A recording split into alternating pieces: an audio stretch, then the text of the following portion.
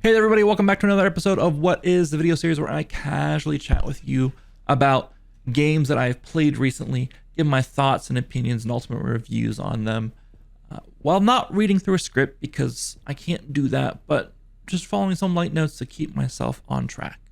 That all being said, this episode we are talking what is My Friendly Neighborhood.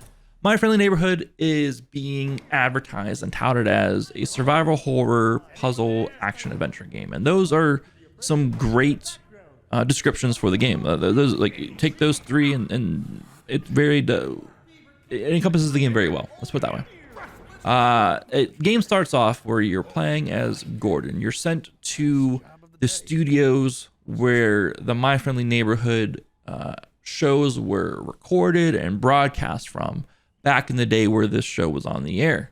You'll also read the notes as you're coming up to the job. It's Gordon's last job of the day, and he makes a comment how the last job of the day is always the worst job of the day, and if only he knew before he walked into this studio.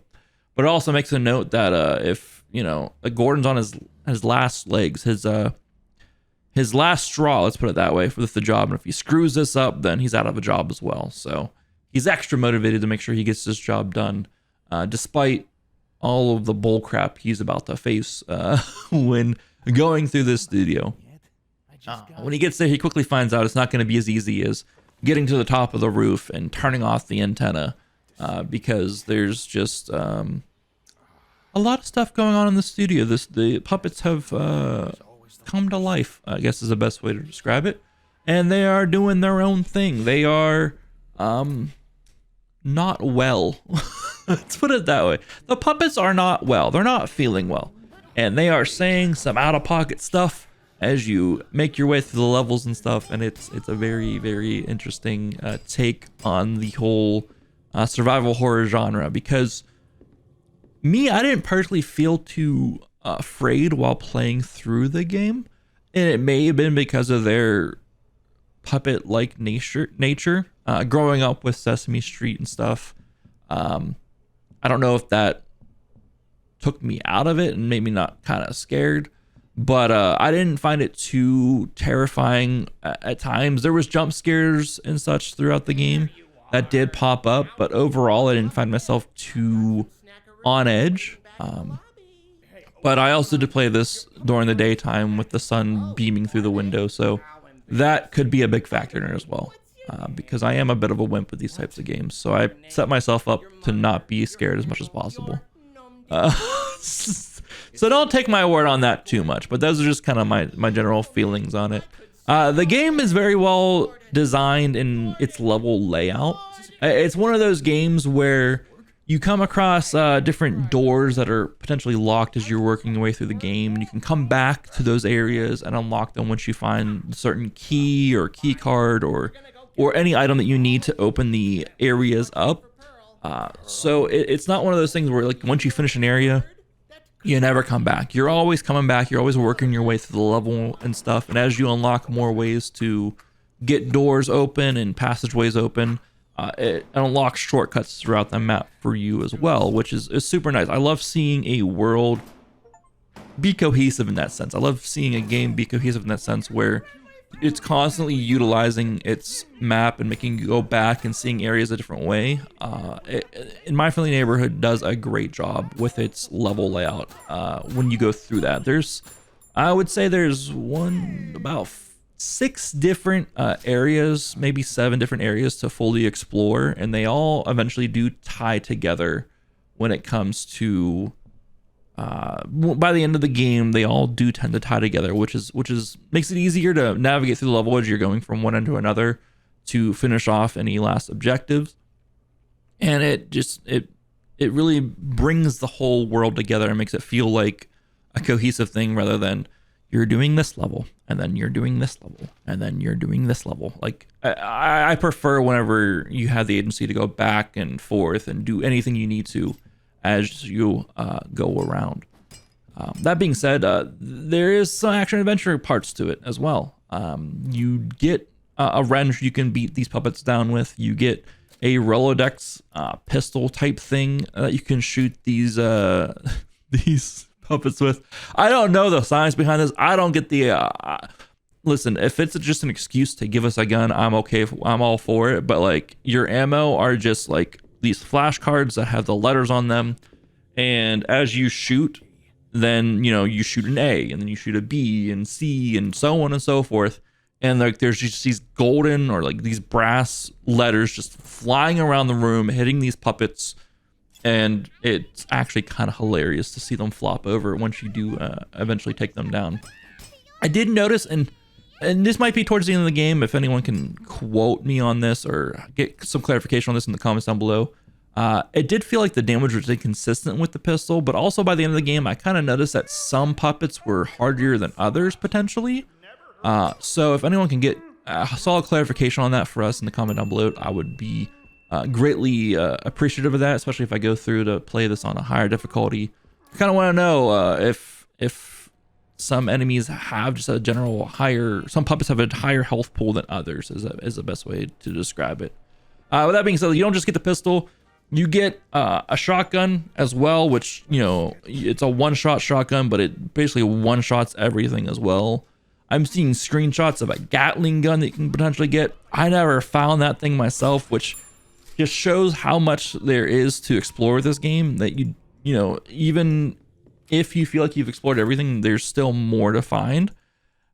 So that's pretty freaking cool that there is still more to the game than I found. There's grenades where if you just toss it, it just explodes a Rolodex of just letters everywhere, and just, it's a lot of different things to have fun with.